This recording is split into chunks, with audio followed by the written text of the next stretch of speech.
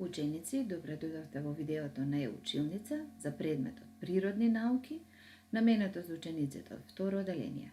Наставна единица Растенијата и животните околу нас. Што ќе научите од ова видео? Од ова видео ќе се запознаете со поимот, односно зборот живеалиште, ќе се запознаете со сличностите и разликите меѓу живеалиштата. Најнапред да се потсетиме што спаѓа во жива природа, а што во нежива природа. Сигурно знаете дека се што се раѓа, расте, се развива, се размножува, со текот на времето старее и на крајот умира, спаѓа во жива природа. Марко имал една загадка. Од овие понудени објекти, требал да правилно да ги групира во жива и во нежива природа. Марко го сторил следното. Жабата, бубамарата, дрвото и лавот ги сместил во групата на жива природа. Автомобилот, книгата, ранецот и моливот ги сместил во нежива природа. Марко точно направил. Ги сместил во живата природа животните и растенијата. Јана и Никола излегле од својот дом да се прошетаат. Јана погледнала наоколу и се запрашала: зошто не можеме да видиме лав во нашиот двор? На тоа збунето и Никола одговорил: не можам да видам ни поларна мечка.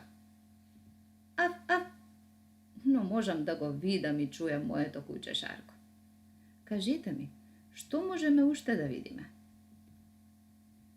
Од нашиот прозорец можеме да забележиме листопадни дрвја, зимзелени дрвја, трева, разнобојни цвеќиња и пчели, пеперутки, птици. Значи, во нашата околина живеат многу животни и растенија. Тие живеат во своите живеалишта. Да научиме што значи поимот, односно зборот живеалиште. Живеалиште е место каде што живеат растенијата и животните. Да разгледаме некои други живеалишта. Ако отидеме на ливада, ќе забележиме дека има трева и разнобојни цвеќиња, а во тревата ќе забележиме бубамара, секако и некоја вредна мравка, а и скакулецот е тука. За сите овие животни растенија, ливадата е нивно живеалиште. Кога ќе појдеме во шума? Во шумата има многу дрвја, грмушки и други растенија, но на дрвото ќе ја забележиме верверицата, која јаде вкусни лежничиња. Ќе забележиме и некоја гасеница како се храни со листови, а тука се и птиците кои што прават гнезда за своите малечки.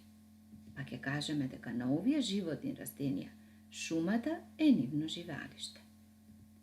Ако појдеме покрај бара, ќе забележиме трска покрај барата и лотосов цвет по барата, но секако и некоја жаба.